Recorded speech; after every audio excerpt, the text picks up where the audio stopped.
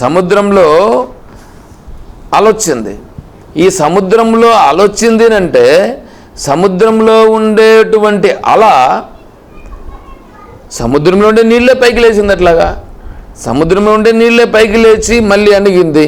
అలాగే నీ యొక్క మనస్సు అంటే ఏమనుకుంటున్నారు? మనస్సు అనేది వేరేది ఒకటంటూ లేదు.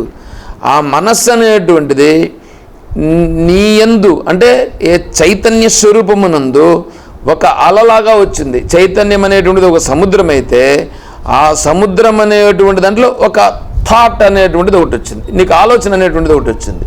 ఆ ఆలోచన రూపంగా వచ్చింది ఏమిటి? ఇప్పుడు ఆలోచన రూపంగా వచ్చింది చైతన్యమే. నీకు అలా అనిపించింది అంటే చైతన్యమే నీకు థాట్ లాగా అనిపించింది. ఆ చైతన్యమే తిరిగి మళ్ళీ అణిగిపోయింది. కానీ వీడు ఇక్కడ ఏం చేస్తున్నాడంటే వీడు కర్త అయ్యాడు. వీడు ఎందుకంటే దీనిని పట్టుకొని ఆ ఎదురుగా ఉండేదాన్ని ఒకదాన్ని ఏదో ఒకదాన్ని చూపించి దాన్ని వాడు రెడీ చేసుకొని దానితో కర్త అయిపోయినాడు. అంటే కర్తృత్వమును వీడు పొంది వీడు వ్యక్తి అయినాడు.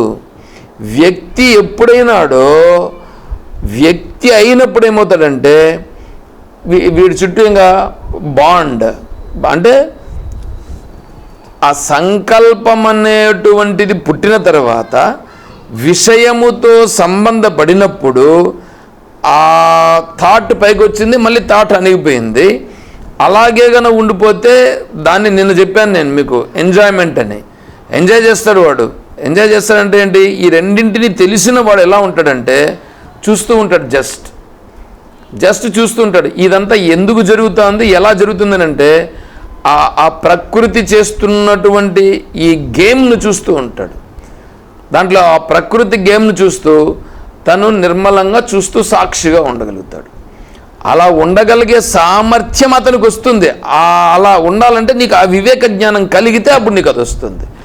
అది కలగాలంటే ముందు నువ్వెవరో చూసుకోవాలి. నువ్వు శరీర భావనతో బాగా దృఢపడిపోయి ఉంటే నీకు ఎలా తెలుస్తుంది? అది తెలియదు. అది తెలుసుకునే దానికోసమనే అందుకనే మనం తత్వబోధలో చెప్పుకుంటున్నాం సాధన చతుష్టయ సంపద. సాధన చతుష్టయ సంపద ఉన్నటువంటి వాడికే ఈ విచారణ అనేటువంటిది బాగా పడుతుంది. ఎందుకంటే అంతఃకరణ శుద్ధి కలిగితే వాడికి ఈ విచారణ పడుతుంది. అంతఃకరణ శుద్ధి లేనటువంటి వాడికి ఈ భావన ఎలా కలుగుతుంది? అందువలన ఈ సత్ అంటే ఉన్నది ఏదో అది అతనికి బాగా అనుభవమైనది. మీరు కావాల్సింటే చూసుకోండి. సత్ అంటే ఉండుట. నీ శరీరం అనేది చూసుకో. నీ శరీరం అనేటువంటిది ఇప్పుడుంది. శరీరమును గుర్తించే నేను ఉండనా లేదా? దానికి కళ్ళు మూసుకోవాల్సిన పని ఏం లేదు. జస్ట్ కూర్చొని ఉంటే నీకు తెలుస్తుంది. మనస్సు ఏంటంటూ ఆలోచనలన్నీ చేస్తున్నది. ఈ మనస్సు ఆలోచనలు చేస్తున్నది అనేది నీకు గుర్తిస్తున్నావా లేదా? తర్వాత శరీరములో క్రియలు జరుగుతున్నాయి. ఆ క్రియలన్నింటినీ నువ్వు గుర్తిస్తున్నావా లేదా? ఆ గుర్తించేటువంటిది నేను. ఆ గుర్తించేటువంటి ఆ గుర్తించే సామర్థ్యం ఉన్నదే అది నేను. మరి అదే నేనైనప్పుడు మరి ఇదంతా ఏంటి? నువ్వు ఆ స్థాయిలో కూర్చో, ఆ స్థాయిలో ఉండు. అలా ఉండి సాక్షిగా ఉండి చూడు, నీకు అప్పుడు తెలుస్తుంది. అది చూచినప్పుడు ఏమవుతుందంటే ఇవంతా కూడా అయితే ఒకటేమంటే దీంట్లో ఏంటో మ్యాజిక్స్ జరుగుతాయి. అర్ధచంద్రాకారంగా కనిపించడము, బిందు రూపంగా కనిపించడము, లేదా ఇంకో రూపంగా కనిపించడం, ఇవంతా ఏముండవండి. ఇవంతా ఏముండవు. అవంతా శుద్ధ వేస్ట్. ఉన్నది ఆ ఉన్నది అనేటువంటి దాన్ని నువ్వు ముందు విచారణతో దృఢపడిన తరువాత నువ్వు చాలా స్పష్టంగా నువ్వు అనుభవంలోకి చూస్తే ఏమవుతుందంటే నీ శరీరములో జరుగుతున్నటువంటిదే అదొక నీకొక కర్తృత్వ భోక్తృత్వ భావన లేకుండా ఉన్నప్పుడు నువ్వు చూస్తే నీకు అదే అర్థమైపోతుంది. కర్తృత్వ భోక్తృత్వ భావన లేకుండా నువ్వు జరిగేతూ ఉండేటువంటి దాన్ని చూసినప్పుడు ఏమవుతుందంటే ఈ శరీరం అనేటువంటిది జరుగుతున్నటువంటిది జస్ట్ ఇది ఒక ఫన్ అనిపిస్తుంది. జస్ట్ ఇది ఒక ఫన్ అంటే అది లాస్ట్లో వస్తుంది, 13వ అధ్యాయంలోనే చివరిలో వస్తుంది. క్షేత్రజ్ఞయోరేవం అంతరం జ్ఞానచక్షుష భూత ప్రకృతి మోక్షం ఏ విదుహు యాంతి తే పరాం. ఎవడైతే ఈ క్షేత్రమును క్షేత్రజ్ఞుడిని రెండింటినీ ఎవడైతే తెలుసుకుంటాడో వాడు పరాం గొప్పదైనటువంటి స్థితిని పొందుతాడు అని చెప్పారు. అందుకే ఇక్కడ కూడా ఏమంటున్నారు, సత్ ఉండుట అనేటువంటిది ఇది, అసత్ లేనిది, శరీరం అనేటువంటిది లేనిది కనిపిస్తూ ఉంది కదా, ఉన్నది కదా అంటే అయ్యా అదే నీకు ఆలోచన చేసి విచారణ చేస్తే లోపలికి వెళ్తే తెలుస్తుంది. ఇప్పుడు షర్ట్ ఉందండి, ఇది షర్ట్ ఉందండి, షర్ట్ ఏమండి ఇది షర్టా దారమా? దారమేగా, దారం. ఓకే, దారము ఏమండి దారమా పత్తియా? పత్తి ఏమండి పత్తియా లేకపోతే మట్టి యొక్క వికారమా? మట్టి యొక్క వికారం. మట్టియా పంచమహాభూతములలో పంచీకరణము జరిగినటువంటి స్థితిలో ఉండేటువంటి సూక్ష్మ పంచమహాభూతముల దానికి వెనుకున్నటువంటి దాన్ని ఏమనాలి, పంచీకరణము చెందకుండా ఉన్నప్పుడు ఉండేటువంటి అవ్యక్త స్వరూపం ఏమిటది? అవ్యక్తమా లేకపోతే పంచీకరణం చెందినటువంటిదా అంటే అవ్యక్తం. ఈ అవ్యక్తం అనేటువంటిది ఎట్లొచ్చింది? చైతన్యాధారముతో వచ్చినది. అంటే ఇప్పుడు ఇదేమిటిది? చైతన్యాశ్రయమై ఏదైతే అవ్యక్తముగా ఉన్నదో అది వ్యక్తమై నీకు ఇలా కనిపించింది. ఇది సత్యమా? నువ్వు ఉన్నటువంటి దాన్ని ఉన్నట్లుగా నువ్వు చూడకుండా నువ్వు ఏదో విధంగా చూసి దీన్ని సత్యమని నువ్వు అనుకుంటున్నావు. అంటే మీ వివేక జ్ఞానము లేకపోయిన కారణం చేత నువ్వు అనుకుంటున్నావు.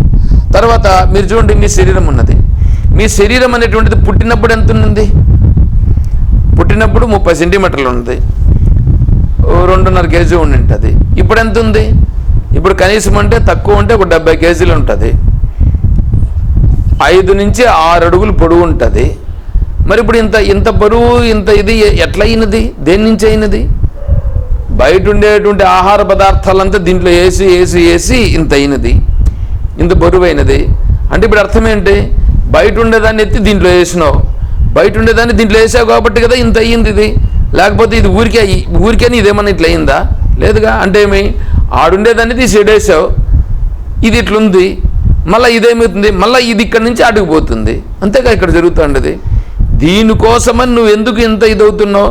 అదేదో ఉన్నదిని నువ్వు ఎందుకు ఇదవుతున్నావు? అలా అనుకున్న కారణం చేత నువ్వేమైనా ఉంటే నువ్వు కర్తవైనావు కాబట్టి దానికి సంబంధించినటువంటి వికారాలన్నీ కలిగి నువ్వు అశాంతికి లోబడినావు. శాంతి లేకుండా అలజడి చేత నీ మనస్సంతా వికారము చెందినది. కావాల్సింటే మీరు చూసుకోండి, మీకు అశాంతి కలిగినప్పుడు అరే సత్యం ఏమిటి? ఇది ఎక్కడి నుంచి జరిగింది? ఎందుకు జరిగింది? ఇప్పుడు నేను దేనికోసం బాధపడాలి? ఉన్న సత్యం ఏమిటి అని గుర్తించు. ఉన్న సత్యం ఏమిటో గుర్తిస్తే అటుకైపోయింది. ఉన్న సత్యం ఏదో గుర్తిస్తే నువ్వు చూస్తే అప్పుడేమవుతుందంటే ఏమీ జరగకనే జరిగినట్లుగా తెలుస్తున్నది అని నీకే అనుభవం అవుతుంది. అలా అనుభవములో ఉన్నటువంటి మహాత్ములను తత్వదర్శి అని అన్నారు.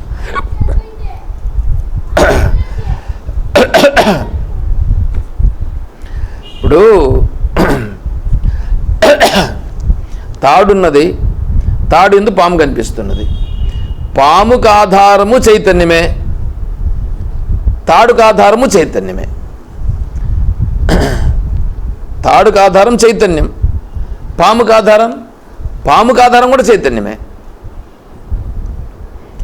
పాము అనేటువంటిది పాము భ్రమ కదా. పాము ఉన్నది భ్రమ అయినప్పటికీ పాముగా కనిపించింది కదా నీకు. పాముగా కనిపించిందంటే పాముకు కూడా ఆధారముగా చైతన్యమే ఉన్నది, తాడుకు కూడా ఆధారముగా చైతన్యమే ఉన్నది. సత్యము తాడుయా చైతన్యమా పాముయా అంటే పాము సత్యం కాదు, తాడు సత్యం కాదు, చైతన్యం మాత్రమే సత్యం. ఎందుకంటే నువ్వు ఆడ ఉన్నటువంటి సత్యమైనటువంటి దానిని నువ్వు గుర్తించినప్పుడు నువ్వు పామును చూసావు, దాన్ని బ్రహ్మజ్ఞానం అని అన్నారు. సరే, తర్వాత నువ్వు లైట్ వేసి చూసావు, లైట్ వేసి చూస్తే ఏం కనిపించిందంటే తాడు కనిపించింది. తాడు కనిపించిన తర్వాత పాము జ్ఞానం పోయింది. అంటే ఇది వ్యావహారిక జ్ఞానం, వ్యవహారంలో ఏది ఉన్నదో దాన్ని స్పష్టంగా చూసావు. చూసిన వెంటనే ఇప్పుడు పాము లేదు అంటే బ్రహ్మజ్ఞానం పోయింది, బ్రహ్మజ్ఞానం పోయింది, ఇప్పుడు తాడు మిగిలింది. సరే, ఇప్పుడు మళ్ళీ ఏం చేయాలి? నువ్వు లైట్ వేసి చూసినట్లుగా ఇక్కడ కూడా వివేకము అనేటువంటి లైట్ వేయి. అంటే ఆత్మానాత్మ వివేక జ్ఞానము, ఈ సత్యమైనటువంటిది ఏమిటి అనేటువంటి ఆ వివేకముతో నువ్వు ఇప్పుడు చూడు. అప్పుడేమవుతుంది? ఉన్న సత్యమైనటువంటి ఆత్మ స్వరూపం నీకు స్పష్టమవగా ఇంతవరకు తాడు యందు పాము కనిపించి పాము యొక్క స్వభావము తాడును గుర్తించిన వెంటనే లేకపోయినట్లుగా ఇక్కడ కూడా చైతన్యమును ఎప్పుడైతే నీవు స్వరూపానుభవంగా గుర్తించినావో అప్పుడు ఈ తాడు యొక్క ప్రభావం కూడా పోయినట్లుగా ఇక్కడ శరీరం యొక్క ప్రభావం కూడా లేకుండా అవుతుంది. అది సత్ అసత్ రెండింటినీ చాలా స్పష్టంగా గుర్తించుట, అంతేగాని వేరే వేరే ఏంటంటో మిరాకిల్స్ కలుగుతాయి అనేది మాత్రం తప్పు, అట్లా చెయ్యొద్దండి. దానికే క్షేత్రజ్ఞయౌ ఏ విదంతి తే తద్విద, వాళ్ళు ఎవరైతే క్షేత్రమును క్షేత్రజ్ఞుడని రెండింటినీ ఎవడైతే అనుభవపూర్వకంగా తెలుసుకున్నాడో అతను తద్విదులు అంటే తత్వదర్శులు అని చెప్తారు.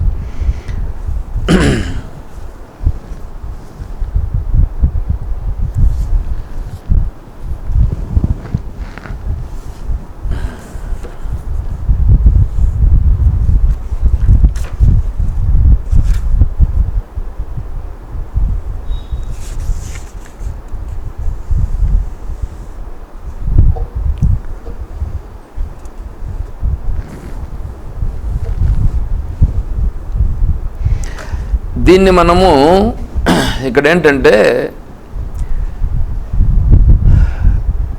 ఇది మనం కాలేజీకి వెళ్ళి ఏదో ఒక సబ్జెక్ట్ పైన చదువుకున్నట్లు కాదు. ఇది కాలేజీకి వెళ్తే ఏదో ఒక సబ్జెక్ట్ ఉంటుంది, ఆ సబ్జెక్ట్ పైన మనం కొద్దిగా డీప్ స్టడీ ఉంటుంది. అట్లా డీప్ స్టడీ చేసి దానిపైన ఒక థీసిస్ ఒకటి రెడీ చేసి దాన్ని సబ్మిట్ చేస్తాం. అలాగా ఇక్కడ చదువుకోవడం కాదు ఇది. ఎందుకంటే అక్కడ నువ్వు ఒక విషయాన్ని చూచి ఆ విషయం పైన రీసెర్చ్ చేసి దానిని నువ్వు ఏదైతే గుర్తించినావో దానిని ఒక సబ్జెక్ట్ లాగా చేసి దాన్ని సబ్మిట్ చేస్తావు. దానిపైన పిహెచ్డీనో ఇంకా వాళ్ళు ఏదో డిగ్రీ సబ్జెక్ట్ ఏదో ఒకటి ఇస్తారు.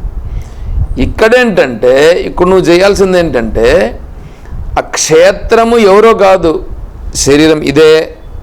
క్షేత్రజ్ఞుడు ఎవరో కాదు, ఆ క్షేత్రజ్ఞుడు ఈ క్షేత్రమును తెలుసుకుంటున్నటువంటిదే. ఈ క్షేత్రమును తెలుసుకుంటూ ఉండేటువంటిది క్షేత్రజ్ఞుడు. ఆ క్షేత్రజ్ఞుడుగా ఉండేటువంటి అతనే బ్రహ్మ.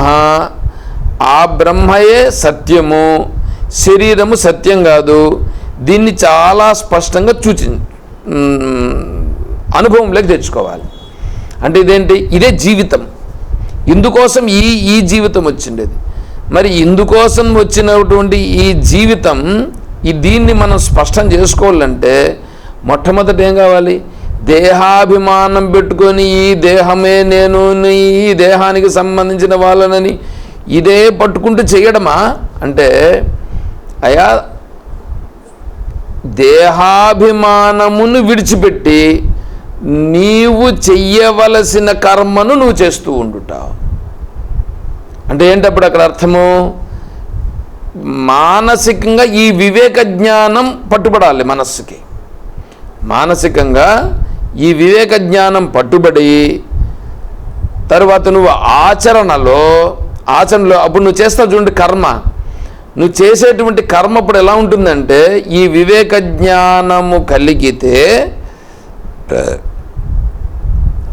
ఈ శరీరము కర్మ చేయుచున్నది, ఈ శరీరం కర్మ చేస్తూ ఉంది, ఈ శరీరము కర్మ చేసేదానికి ఆత్మస్వరూపము ఆధారముగా ఉన్నది. నీకు అర్థమైపోతుంది అక్కడ.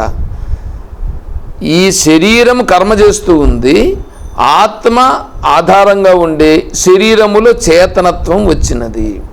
ఇప్పుడు నేను చేస్తున్నాను కర్మ. అది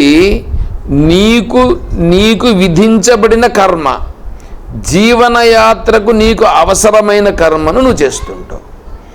జీవనయాత్రకు అవసరమైన కర్మను చేస్తూ ఇప్పుడు నువ్వు చేసుకుంటూ పోతే అప్పుడు నీకేమవుతుందంటే ఇది బాగా నీకు చాలా స్పష్టమై అనుభవం అవుతుంది.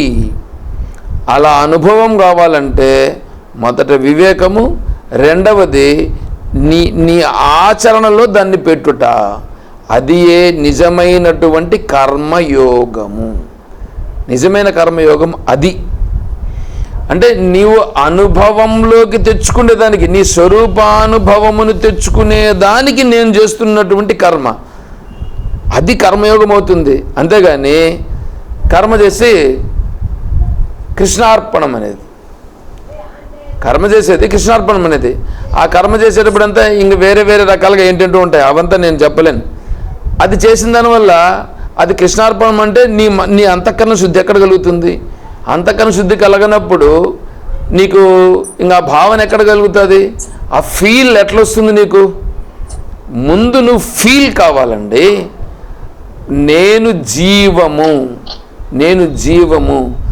శరీరము నేను కాదు, శరీరములో ఉన్నటువంటి జీవము నేను. ఈ జీవముతో ఈ శరీరం నడుస్తున్నది. ఈ శరీరం నడుస్తుంది, నడవని. ఈ శరీరం నడవనియండి. జీవభావనతో నేను చూస్తున్నాను అని నువ్వు చూడగలిగితే అప్పుడు నీకు అది అర్థమవుతుంది. తర్వాత ఏంటంటే ఈ క్షేత్రజ్ఞ ఉంది చూడండి. అంటే ఏమంటే ఇప్పుడు మీకు క్షేత్రజ్ఞ మీకు ఏమైనా అర్థమైందా చెప్పండి. ఎవరైనా సరే చెప్పండి, క్షేత్రజ్ఞ ఎవరికైనా అర్థమైందా? అర్థమైంటే నాకు కొద్దిగా చెప్పండి, మీకు ఏమర్థమైందో చెప్పండి చూద్దాం.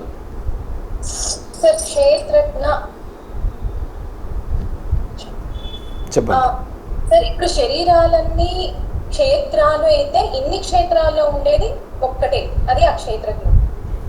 ఓకే, ఇది మీరు థియరీ చెప్పారు, నేను థియరిటికల్గా అడగట్లేదు. మీ ప్రాక్టికల్గా మీరు చెప్పండి, దాన్ని ఎట్లా గుర్తించగలుగుతారు?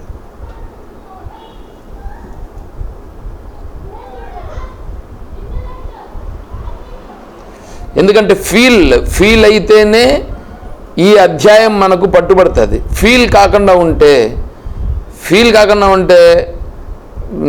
భగవద్గీత అర్థం కాదు. ధ్యానం చేసేటప్పుడు అనుభవం తెచ్చుకోవచ్చు స్వామి. మనసును వేరేగా చూసి శరీరాన్ని వేరేగా, అంటే ధ్యానం చేసేటప్పుడు మాత్రమే కలుగుతుంది అది. స్టార్టింగ్ అనుభవాన్ని తెచ్చుకోవచ్చు అలాగా. స్టార్టింగ్ ఏం అవసరం లేదు, ఇప్పుడు లేదా? ఉంది స్వామి, ఇప్పుడు కూడా.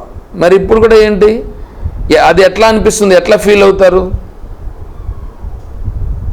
సర్వం నేనే అడుగుతున్నాను. సర్వము అంటే మాట అంటే తప్పే అది.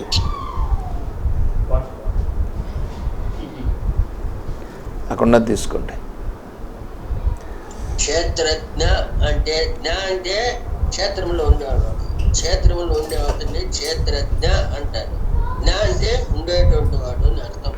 క్షేత్రజ్ఞ అంటే నేను అర్థం అడగట్లేదప్ప, నువ్వు ఫీల్ ఎట్లవుతున్నావు, దాన్ని ఎట్లా గుర్తిస్తున్నావు?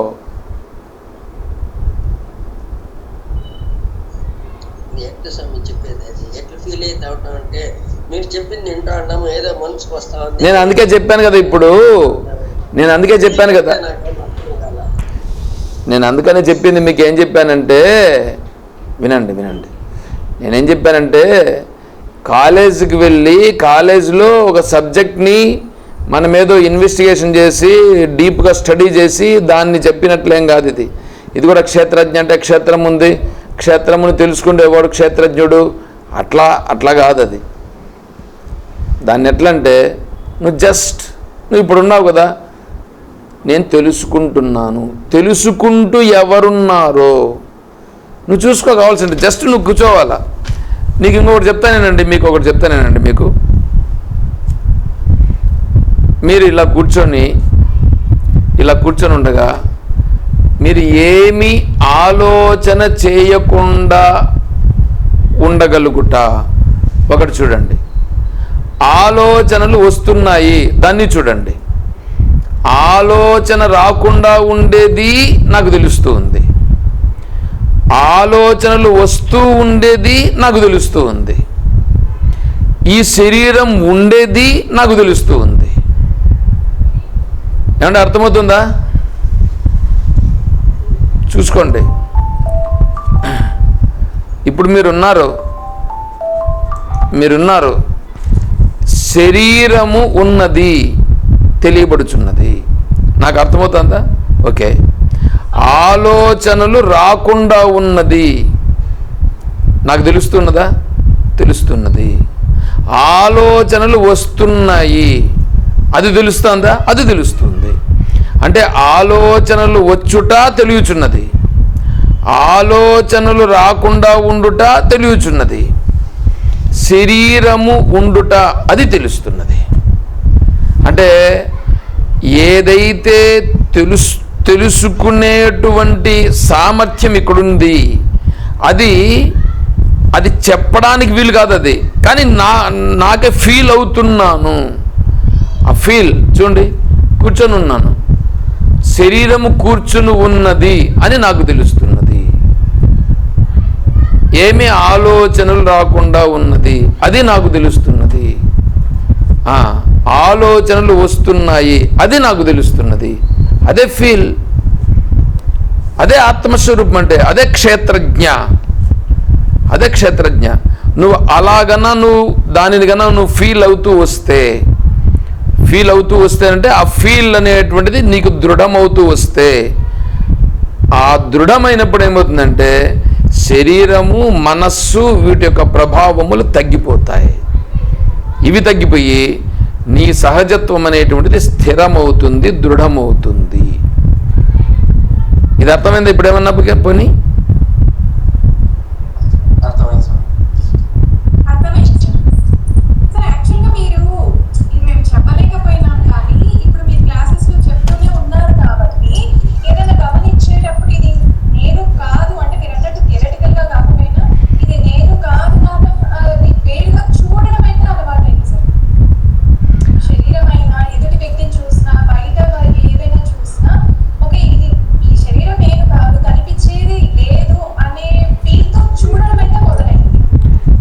ఇది చూడండి, ఇది ఫీల్ కండి. ఎందుకంటే ఇంతవరకు అది, ఇప్పుడేంటి, ఇప్పుడు ఇంకా క్షేత్రజ్ఞ డివైడ్ చేయాలి. ఇప్పుడు డివైడ్ చేసేసి దీన్ని చాలా స్పష్టంగా చూడాలి. అదేమి ఫీల్ కాకుండా పోయే పరిస్థితి ఏం లేదే, ఉందిగా, తెలుస్తూ ఉందిగా. తెలుస్తూ ఉందా లేదా? అందరికీ కూడా తెలుస్తూ ఉంది, బాగా స్పష్టంగా తెలుస్తుంది. ఈ మూడు గుర్తించండి, మూడు గుర్తుపెట్టుకోండి. నెంబర్ 1, శరీరము ఉన్నది,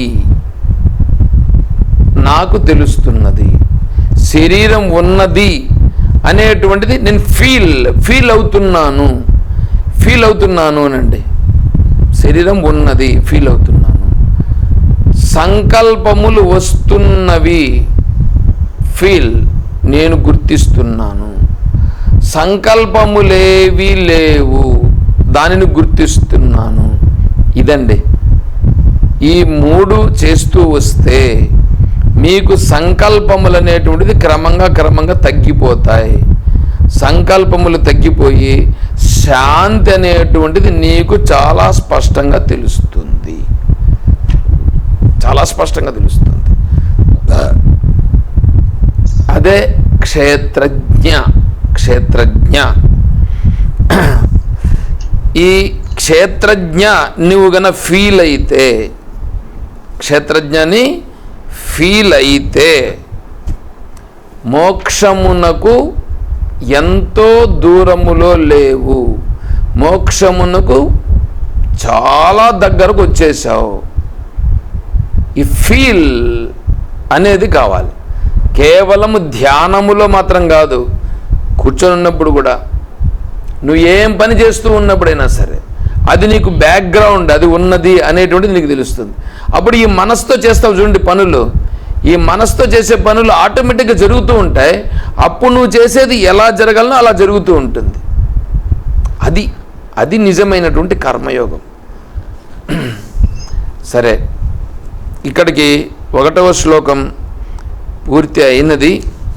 ఇంకా 2వ శ్లోకంలోకి మనం మొదలు పెట్టాలి.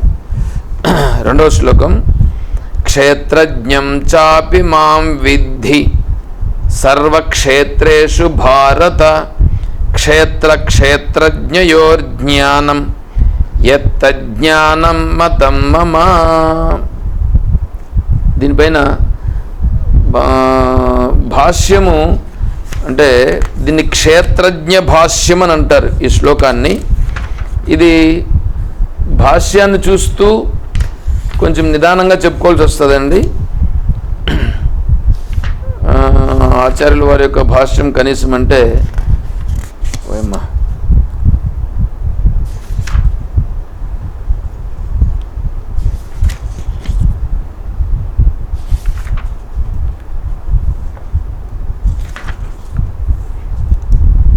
(301) 287 14 పేజీలు ఉందండి. 14 పేజీలు ఏమంటే క్షేత్రజ్ఞ అన్నాం కదా, ఈ క్షేత్రజ్ఞ అనేటువంటిదే బ్రహ్మ అని నిరూపణ. క్షేత్రజ్ఞుడు అని ఏదైతే అంటున్నామో ఆ క్షేత్రజ్ఞుడే బ్రహ్మ. క్షేత్రజ్ఞం చ అపి మాం విద్ధి, క్షేత్రజ్ఞుడుగా ఉన్నది నేనే అని అంటున్నాడు శ్రీకృష్ణ పరమాత్మ. నేనేనంటే ఇక్కడ ఎవరు అంటే బ్రహ్మనే చెప్తున్నది. కాబట్టి క్షేత్రజ్ఞుడే బ్రహ్మ. అందుకని నేను చెప్పాను ఇక్కడ ఫీల్ కావడం అనేటువంటిది ఫస్ట్ చెయ్యండి. మీరు ఫీల్ కండి. ఎప్పుడైతే ఆ ఫీల్ అనేది మీకు చాలా స్పష్టంగా వస్తుందో మీరు శాంతిగా ఉండగలుగుతారో అది ముఖ్యమైనది.